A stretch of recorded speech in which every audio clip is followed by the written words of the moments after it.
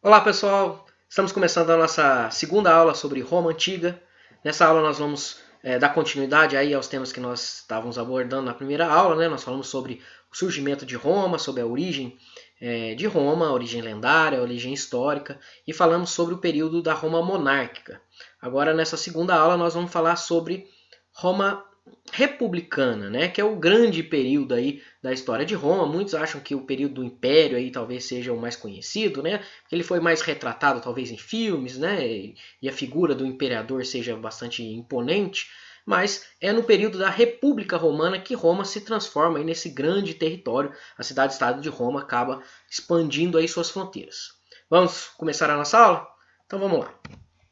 Bom, nós estávamos então falando um pouquinho sobre Roma monárquica, né? E nós vimos que Roma era o governo de Roma estava centralizado na mão de reis, né? Reis que eram em sua maioria etruscos, e que esse domínio etrusco aí acabou com uma revolta patrícia, né? Que estabeleceu a república, desculpa, colocou fim na monarquia e estabeleceu a república, né? Essa ideia de que o governo os governantes, na verdade, eles administram um bem que é público, né? Um bem que não é privado, tá? Então essa ideia da divisão aí entre o que é público e o que é privado tem origem aí nesse momento, certo? Então, turma, falando um pouquinho sobre a organização política dessa República Romana, né? O Senado continua sendo a grande instituição política, né? O Senado, controlado pelos patrícios, era a grande instituição política que tomava ali as funções, que tomava as decisões legislativas, né, as funções administrativas e tudo mais, as finanças, né, tudo isso ficava ali na mão do Senado. Mas além do Senado tinha outras figuras ali, né? Tinha, por exemplo, os magistrados, né? Tinha os cônsules, por exemplo, né? Roma tinha 2 cônsules que eram escolhidos, né, eleitos aí pelo Senado, tá? Então, e eles se alternavam no poder ali, um mês cada cônsul ficava no poder, né, mais ou menos assim. E estes cônsules eram, claro, escolhidos pelos patrícios, né, e eram patrícios também. Tá? Além dos cônsules, nós tínhamos também outros magistrados. Né? Tínhamos os pretores, os censores, os edis e os questores. Estão todos aqui. Ó, né? Os pretores eram os responsáveis pela justiça. Os censores eram aqueles que faziam a contagem da população para estabelecer critérios de impostos, né, que iam ser cobrados sobre essa população. Os edis eram os administradores, né, precisava fazer uma reforma em uma fonte, alguma coisa assim. Quem cuidava da cidade, do comércio, eram os edis. E, por fim, os questores, que eram os tesoureiros, né, que cuidavam ali do tesouro público, das finanças de Roma, nesse momento da Roma republicana. Tá? A Roma, como eu falei para vocês, né, continua sendo uma organização política censitária, ou seja, quem dominava era quem tinha terra, né? E aí nós, relembrando lá daquela organização social da aula anterior, né, a sociedade romana estava dividida entre os patrícios, que eram os grandes proprietários de terras, né? Tinha também os plebeus, que eram aqueles que não possuíam terra, ou eram pequenos proprietários, ou faziam atividades artesanais ali, e tinham também os clientes, que eram plebeus, né, ou estrangeiros, que se associavam ali aos patrícios, né, e aí ficavam ali próximos dos patrícios. Além disso, né, abaixo de todo mundo tinha, claro, os escravos, como eu falei. Na época da monarquia, os escravos não eram parte significativa da população romana, né? Roma ainda não tinha expandido o seu território, e eles eram, então, os escravos eram um grupo menor.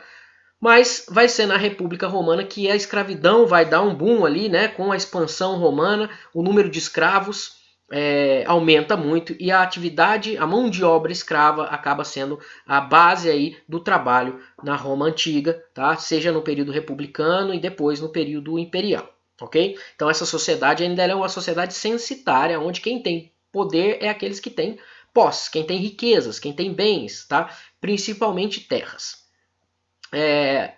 A eleição dos magistrados, a eleição dessas pessoas que iam ocupar esses cargos eram feitas pelas assembleias, né? Existiam as assembleias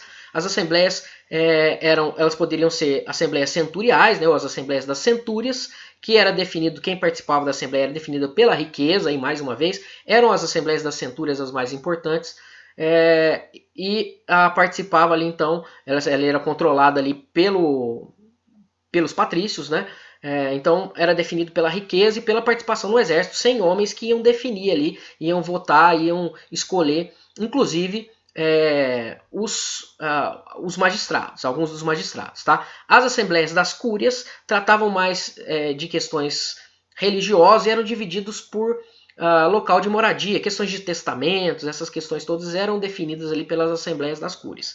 E depois vão surgir as assembleias da plebe. Tá? As assembleias da plebe eram formadas apenas pelos plebeus, né, que vão ganhar o poder de eleger magistrados posteriormente, mas eles não podiam ser eleitos. Né? Eles podiam eleger os magistrados, mas eles não podiam ser eleitos magistrados. Né? Então, esse direito ainda de participação política era exclusivo dos patrícios. Tá? Então, durante a República Romana é o momento em que o território romano começa a expandir. Roma começa a dominar outras áreas, outras regiões ali próximas, e com isso vai aumentar o número de escravos e o número dos plebeus. Né? E esse aumento do número dos plebeus vai significar pressões, né, desses setores aí que até então estavam excluídos da política. Eles vão pressionar exigindo participação política, exigindo maiores direitos políticos. E aí começa algumas transformações. Os plebeus vão conseguir ao longo do tempo alguns direitos e alguma participação política. Tá? Então essa imagem aqui representa ali o Senado romano, a mais importante instituição política da Roma Antiga, né, onde os senadores se reuniam para debater os assuntos e a política romana, certo? Quais vão ser essas conquistas da plebe que eu falei para vocês, né? Esse grupo da população ali, né, que não eram os patrícios, começa a aumentar com a expansão romana e eles começam a exigir participação política, ter uma participação maior nas decisões. Algumas conquistas da plebe são importantíssimas da gente saber aí. Primeiro, em 471 a.C., tem a criação dos tribunos da plebe, esses que eu estava falando para vocês agora há pouco. Né? São tribunos, é um tribunal ali, né? Uma assembleia, né? Vamos colocar assim, pessoas que vão ser eleitos para defender os direitos dos plebeus. Tá? Inclusive, esses tribunos da plebe têm um direito de vetar coisas definidas pelo Senado que fossem prejudiciais a esse grupo aí mais excluído daquela sociedade romana. Tá? Então os tribunos da plebe, é importante, tribunos eleitos aí pela plebe vão ser importantes para no futuro aí, né? Mais à frente na nossa aula nós vamos ver que eles vão tentar fazer uma mudança na política e na questão da posse de terras na Roma Antiga. Em 450 a.C. surge as leis das 12 tábuas, né? Então é uma legislação escrita comum a todos. E por que isso é importante? Porque a partir da lei das 12 tábuas, tanto patrícios quanto plebeus passam a ser tratados de modo igual perante a lei. Então é uma isonomia jurídica que passa a existir, a lei é a mesma para todos. Né? Então isso é uma conquista da plebe muito importante, porque até então os patrícios eram beneficiados, né? E os plebeus não tinham nenhum direito, nenhum privilégio, nada disso. A partir daí as coisas começam a se igualar, mas ainda vai ficar muito no controle dos patrícios. Tá? Em 445, a Lei Canuleia. Né? A Lei Canuleia permitia casamentos entre patrícios e plebeus, que até então era proibido. Né? E a partir da Lei Canuleia, alguns patrícios, alguns plebeus enriquecidos começam a arranjar casamentos com patrícios, né? E aí eles começam a ter uma participação política. Então, né, na verdade, essas leis elas vão aumentando, ampliando os direitos da plebe, mas acaba que um grupo, tem uma mudança no grupo das elites ali, né? Esses plebeus enriquecidos aí começam a se juntar aos patrícios, começam a participar mais da política, mas a política de fato nunca deixa de estar na mão de uma certa aristocracia ali, tá? Depois, em 367 a.C., nós temos as leis licínias, que vai abolir a escravidão por dívidas, né? Que até então existia. Então, principalmente os plebeus, né? Eles iam perdendo dinheiro, iam se endividando e acabavam se tornando escravos, né? Essa questão era muito importante, era muito comum ali acontecer na Roma Antiga. Então, a partir das leis Licínia, da lei Licínia, isso deixa de existir, né? Agora os escravos vão ser exclusivamente conquistados pela guerra, né? Pela expansão territorial. E isso garante aí, né, mais uma igualdade, né, entre patrícios e plebeus, né, e define também que na eleição, na escolha de quem seriam os cônsules, um deles tinha que ser obrigatoriamente plebeu, né, para ter uma igualdade ali, né, um representando os patrícios e o outro representando os plebeus. Então temos essa importante modificação. Mas é claro que esses plebeus que vão ser escolhidos vão ser aqueles plebeus enriquecidos, né? Aqueles plebeus que estavam se juntando com os patrícios, né? Então continua ainda essa aristocracia mandando ali no poder. E por fim, em 287 a.C., temos a Lei Hortência. A Lei Hortência permite a aprovação de leis pelas assembleias da plebe, então tem origem ali o nome plebiscito, né? Quando a gente fala plebiscito é quando a população vota para aprovar ou não alguma coisa, uma lei, né?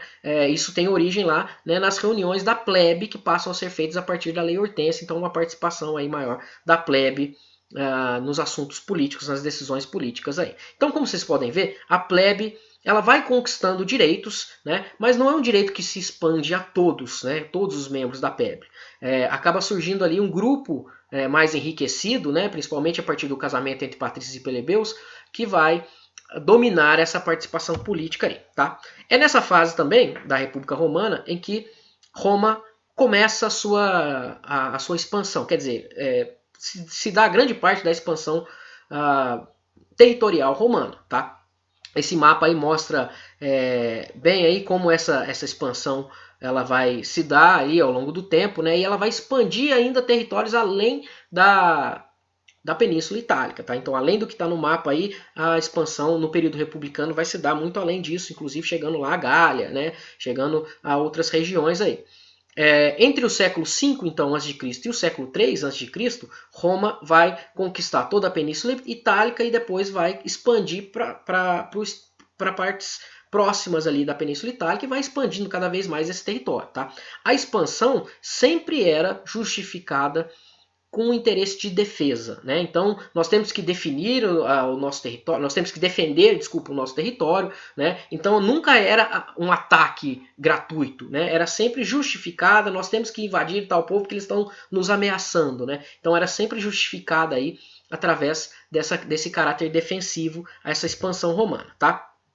E aí nessa expansão vamos ter as guerras púnicas, né? O que foram as guerras púnicas? As guerras púnicas foi uma disputa pela ilha da Sicília, que é essa ilha aqui, ó, né? Essa ilha que está logo aqui na pontinha da bota ali, né? Aquela ilha maior é a ilha da Sicília. A ilha da Sicília era dominada ali pelos cartaginenses, né? A Cartagena era Cartago, né, era uma cidade-estado fenícia, independente, que havia controlando ali rotas comerciais, né, o comércio naquela região ali do norte da África e de uma região ali do Mediterrâneo, era controlado pelos cartaginenses. E aí, Cartago e Roma acabam se tornando aí dois forças opostas, né, uma rivalidade muito grande, e eles acabam entrando em guerra na disputa pela ilha da Sicília. Tá? Então temos 3 guerras púnicas, ou na verdade 3 momentos de uma mesma guerra, né, entre esses dois povos. A primeira guerra púnica tem início em 264 a.C. e vai até 241 a.C.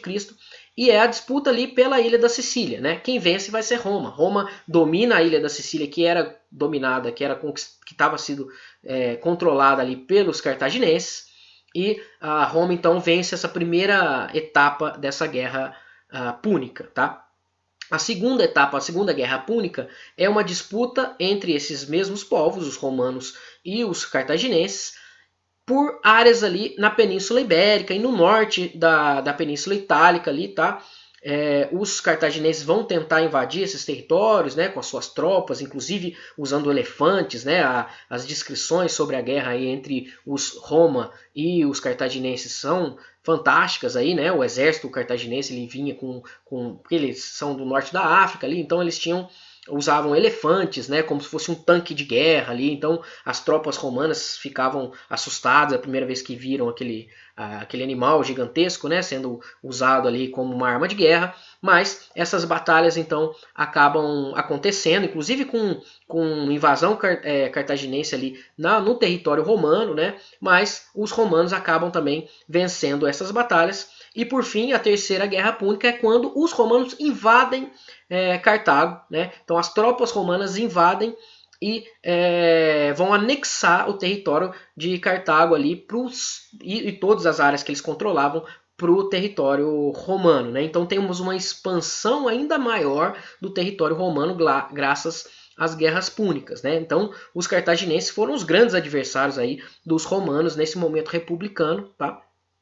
E graças a essas guerras, Roma então acaba conquistando a Grécia, a Macedônia, né, a Ásia Menor, o Pérgamo, né, o ocidente da Península Ibérica e a região ali norte da África também, tá? Então, Roma acaba se tornando um grandioso território graças a essa expansão feita no período republicano e como consequência aí das guerras púnicas, desse enfrentamento pelos territórios controlados pelos cartagineses, tá?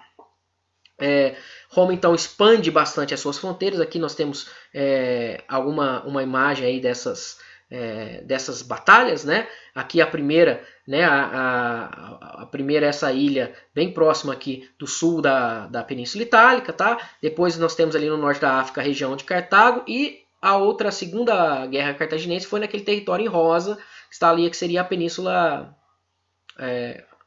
Ibérica, né? Que seria a Espanha hoje. Aquele território ali também, tudo isso passou a ser parte da República Romana, né? Roma ainda é uma república nesse momento, e eles acabam dominando esse território. A expulsão ou o domínio romano sobre os cartaginenses, né? Sobre Cartago, vai fazer com que Roma controle todo o comércio no mar Mediterrâneo. Né? E aí eles passam a denominar esse mar como Mare Nostrum, né? Ou o nosso mar. Então isso traz riquezas muito grandes para Roma. Roma se enriquece muito e se torna realmente essa cidade que é o centro do mundo antigo nesse momento. Tá? Aqui imagens aí, né, das guerras púnicas, né? Cartago aí foi o principal inimigo de Roma, eles vinham com um exército grandioso, né, com elefantes e tudo mais, mas os soldados do Império do Império não, desculpa, gente, estou com o Império na cabeça.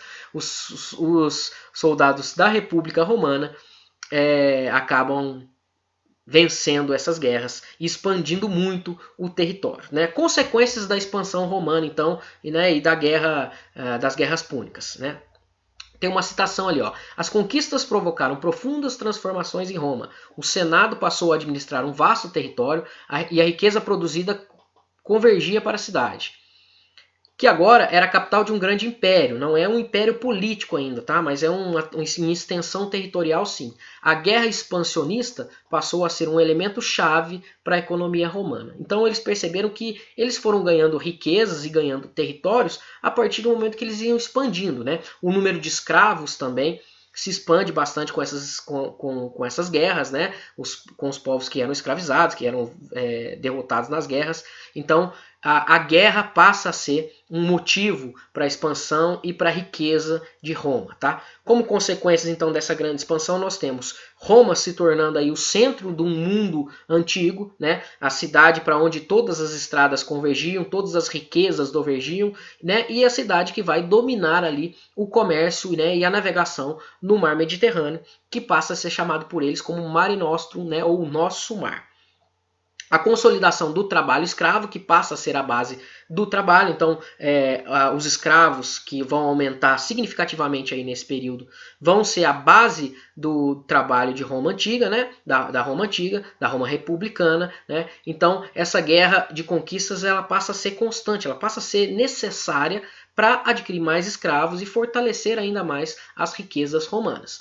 E, por fim, o surgimento de um novo grupo social. Com esse controle das rotas comerciais, né, os grupos dos comerciantes começam a se destacar ali, né? Então surge um novo grupo social chamado de homens novos, também podem ser chamados como cavaleiros, vocês podem encontrar essas duas palavras, tá? Que eram os comerciantes, plebeus que se enriqueceram com o comércio, com a atividade comercial, e formam ali um grupo social à parte ali naquela pirâmide social que eu tinha comentado com vocês nas aulas anteriores, que formava a sociedade romana. Então temos a inserção desse novo grupo social aí, né? Roma acaba então dominando esse amplo território, né?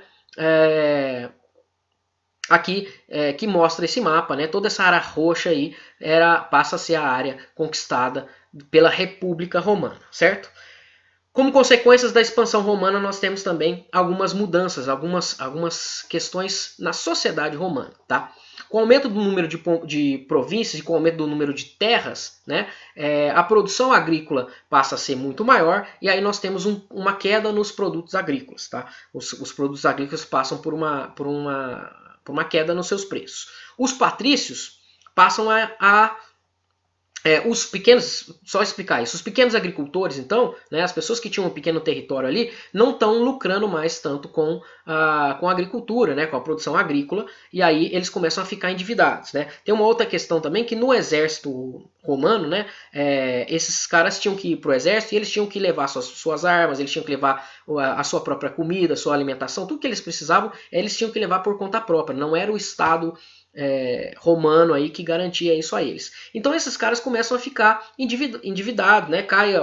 Imagina, você tem uma pequena propriedade ali e aí saem ali 3 pessoas que trabalhavam, que eram mão de obra ali, para ir para o exército, né? Então você perde mão de obra na produção agrícola, a queda do preço, esses agricultores, né, pequenos agricultores, eles começam a ficar endividados, né? E aí, como eles começam a ficar endividados, eles não dão conta mais da produção, de manter a produção agrícola ali, e são obrigados a vender os seus territórios, as suas pequenas terras. E aí quem vai comprar essas pequenas terras são os patrícios enriquecidos. Então os patrícios começam a ampliar os seus territórios, né, as suas terras, começam ou a anexar terras públicas aí dessas conquistas militares, ou então comprar terras que eram desses pequenos agricultores que passam a ficar endividados, e aí os patrícios começam a dar origem aos latifúndios. Né? Inclusive, eles vão desrespeitar uma lei que existia lá, que falava que qualquer cidadão romano não podia usar terras públicas, essas terras conquistadas, aí, né? Mais do que 312 acres, que é aproximadamente 4.000 metros quadrados.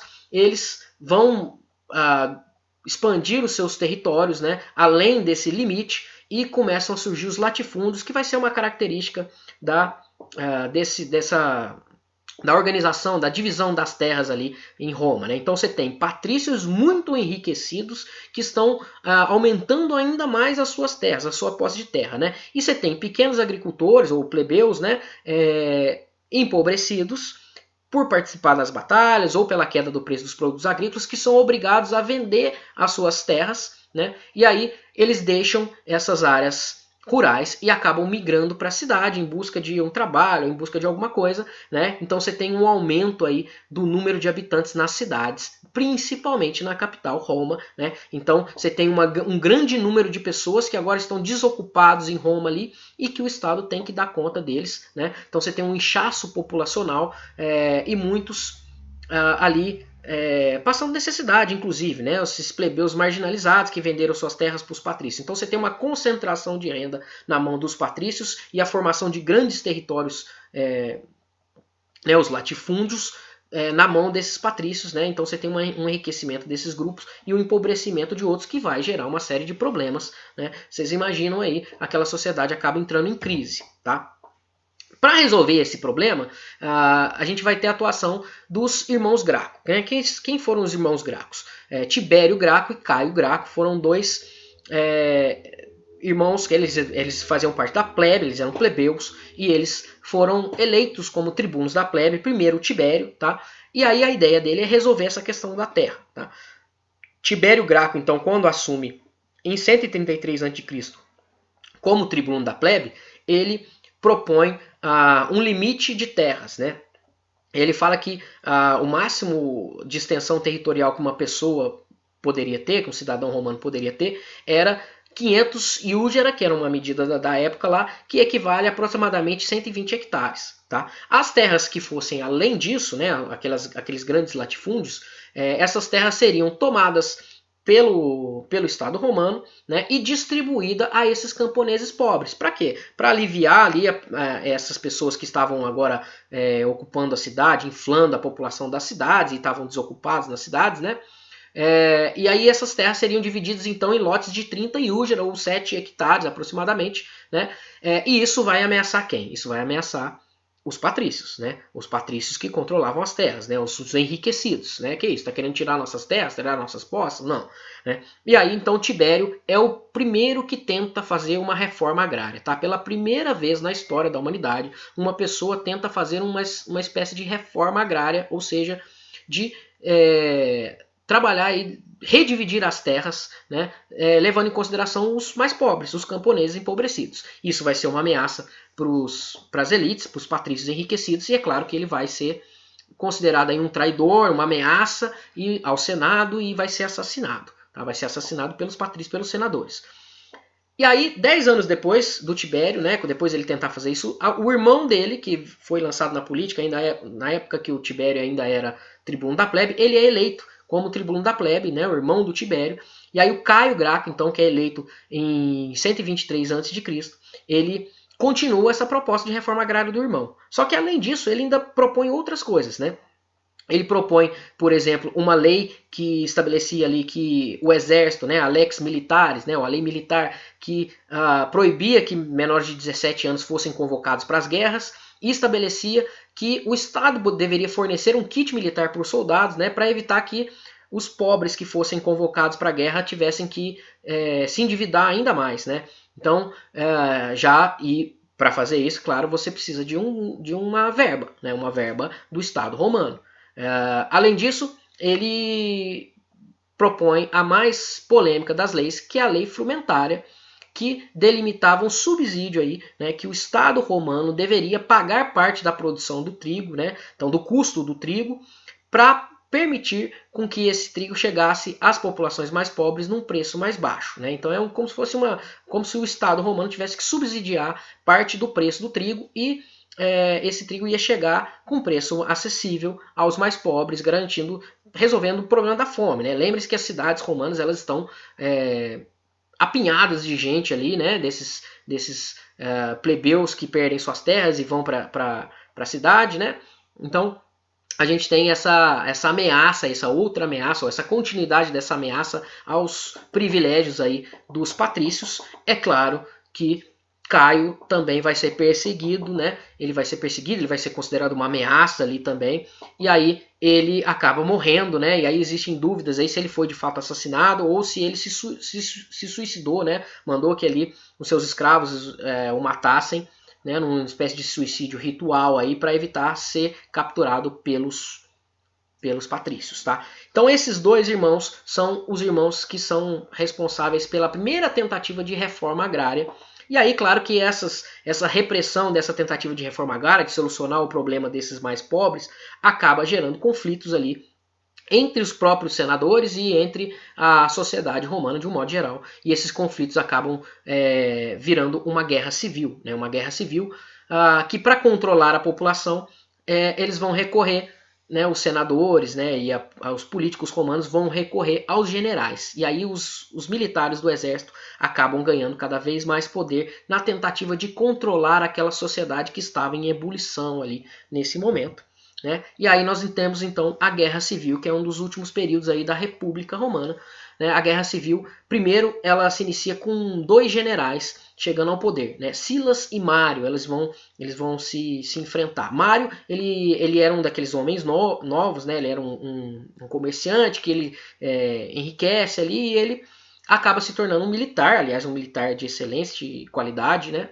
Conquista várias terras, era muito famoso e ele tinha um apreço muito grande desses homens novos, dos plebeus, né? E aí ele acaba sendo eleito como cônsul, tá? E ele tenta, num período que ele está no poder, ele tenta reformar o exército, né? Ele faz uma tentativa de profissionalização do exército, que até então não existia ser militar não era uma profissão, né? As pessoas serviam lá na guerra e tal, mas voltavam endividados, aquela questão que eu falei para vocês. Ele não, ele quer tornar o militar uma profissão, né? Então ele estabelece lá uma aposentadoria depois de 25 anos de combate, né? E aí o cara ainda receberia um pedaço de terra, tal, né? E essas terras vão ser tiradas de alguém. E aí quem que vai ser incomodado? Os patrícios. E aí os patrícios colocam um outro homem ali, um outro general que iria representá-los nessa disputa, que vai ser o Silas, né? Silas, aliás, que era um militar também, era um general muito famoso, que tinha sido companheiro, né, tinha sido subordinado de Mário, e ele acaba representando os patrícios. E aí começa essa disputa, essa guerra civil de um grupo que apoiava Mário e o outro grupo que apoiava Silas. E nessa disputa, então, esses dois generais, Silas acaba invadindo Roma, né, pela primeira vez. Um militar invade Roma com as suas tropas. Mário manda suas tropas atrás dele, e nessa derrota entre os dois, Silas acaba derrotando Mário, e aí Silas passa a ser um ditador, né? Silas passa a ser um ditador, e aí ele começa a fazer reformas representando aquele grupo que tinha apoiado ele, ou seja, os patrícios. Então ele vai tirando poderes da plebe, ele vai tirando poderes, aqueles poderes que tinham sido conquistados, né, inclusive dos homens novos também. Ele vai tirando poderes desses grupos e concentrando de novo o poder na mão dos patrícios, tá? Na organização política lá, na organização política de Roma, quando eu estava falando sobre a organização dos cônsules, né, dos magistrados, existia uma cláusula lá, que eu não sei se eu cheguei a falar com vocês, mas se sim eu vou repetir, que estabelecia que os poderes podiam ser concentrados na mão de um ditador em casos extremos, né, como uma guerra civil. Então o Silas assume esses poderes, né, centraliza esses poderes na mão dele como um ditador, e aí faz essa série de reformas beneficiando mais uma vez os patrícios. Então os patrícios passam a ter um poder ainda maior. Mas essas divisões continuam, e aí nós temos os triunviratos, né? O primeiro, que é a divisão do território romano em 3 grupos, tá? Primeiro triunvirato é formado por 3 generais, 3 pessoas importantes da política romana: Júlio César, né? Caio Júlio César, Pompeu e Crasso. Tá? Esses 3 vão combinar entre eles, nada oficial ainda, mas eles vão estabelecer entre eles a divisão do território, e cada um vai tomar conta de uma parte. Tá? E aí, nós temos então no triunvirato, que começa em 60 a.C. e vai até 44 a.C., essa divisão entre os 3. Júlio César era um grande general, ele era muito respeitado pelos seus militares e pelas conquistas que ele fez. E aí nós temos ele tem esse apelo aí popular, né, apelo de vários grupos, principalmente no exército, na mão dele, né. Crasso, que ficou designado ali em administrar os territórios ali da Ásia, ele acaba morrendo. E aí temos a divisão então entre Pompeu e Júlio César, que acabam disputando esse poder, né? Sempre nos triunviratos vai ser sempre assim: morre um, e aí 2 ou 1 sai do poder, e 2 ficam disputando o poder. Então nós temos a disputa entre Pompeu e Júlio César, e aí Júlio César acaba dominando Pompeu, derrotando Pompeu, e assume como ditador, né? Inclusive ele assume como ditador eterno de Roma, né? E aí ele faz reformas, ele expande o território, ele expande o território romano ali para outras regiões, tá? Expande ainda mais o território romano, e ele começa a fazer reformas novamente, tirando o poder do Senado, tirando o poder ali das mãos dos patrícios. E é claro que os senadores romanos, os patrícios, não vão admitir isso, né? Ele faz várias obras, ele constrói estradas, né? Ele foi um líder, ele tinha um apoio popular muito grande ali. E aí Júlio César, inclusive ele se apaixona pela princesa do Egito, né? A Cleópatra. Se apaixona, ele tem um caso com ela ali e tal. Isso não foi visto muito bem pelo Senado romano, pelos patrícios romanos, né? E aí ele começa a sofrer essa resistência, até que ele, numa trama ali, ele é assassinado pelos senadores romanos. Cada um vai lá e dá uma facada nele, assim, tchá, tchá, tá. Todos eles vão dar uma facada nele, inclusive o seu protegido, que era seu sobrinho, o Brutus. Né? Aí é um momento que ele solta aquela frase famosa: até tu, Brutus. Né? E aí ele é assassinado em pleno Senado pelos senadores ali.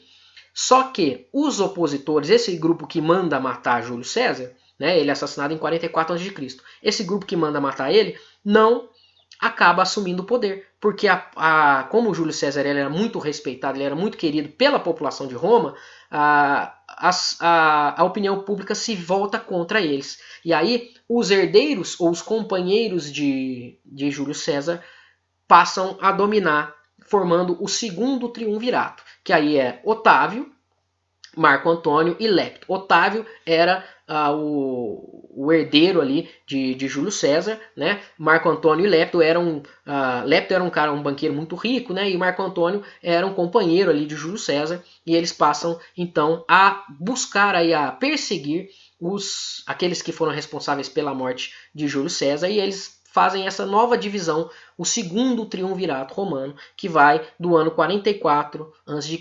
até o ano 31 a.C. Né? E aí, novamente, nós temos 3 nomes, né? Um deles vai acabar saindo do poder, Lepto vai se afastar, ele vai se retirar ali, e aí fica na disputa entre dois, Otávio e Marco Antônio. Tá? Marco Antônio fica responsável por administrar, por dominar as terras do Oriente, e Otávio, as terras ali onde fica Roma e a parte ocidental, né? E nessa disputa entre os dois, Marco Antônio se envolve também num romance ali com Cleópatra, né? Promete terras para ela e tudo mais, e nesse embate entre os dois, Otávio acaba vencendo, e aí Marco Antônio é derrotado, ele retorna lá para o Egito com a Cleópatra, e os dois se suicidam, né? E, por fim, Otávio acaba, então, assumindo o poder. E aí ele se autoproclama Augusto. Né? Augusto quer dizer divino. Né? Então, Otávio, a partir do momento que ele vai concentrando o poder, ele vai acuando ali o Senado e vai se tornando o principal poder, né? Até que ele se define como Augusto, né, que é divino, né, e inicia então uma fase onde o poder está centralizado na mão de uma pessoa só, no caso ele sendo o primeiro dos imperadores de Roma, iniciando então o período do Império Romano. Tá? Então, até ele fazer isso, tem um período ali chamado de Principado, que vai de 31 até 27 a.C., né, quando ele está tirando o poder do Senado, está concentrando cada vez mais poder, até que ele é nomeado, que ele é condecorado como Augusto, recebe esse título, e aí ele passa a ser o primeiro dos imperadores romanos. Tá? Aqui, para vocês terem uma ideia, essa divisão de terras, né, a parte verde ali era a parte do Otávio, e a parte em azul a parte controlada por Marco Antônio, né, inclusive a região do Egito ali, até que Otávio consegue vencer Marco Antônio e domina, então toda essa extensão aí passa a ser propriedade do imperador. E aí nós temos o início de uma nova fase, né, da terceira fase aí, então da história romana, que é o famoso Império Romano, que é assunto para a nossa próxima aula, ok? Espero que vocês tenham gostado e um abraço. Nos encontramos na próxima aula.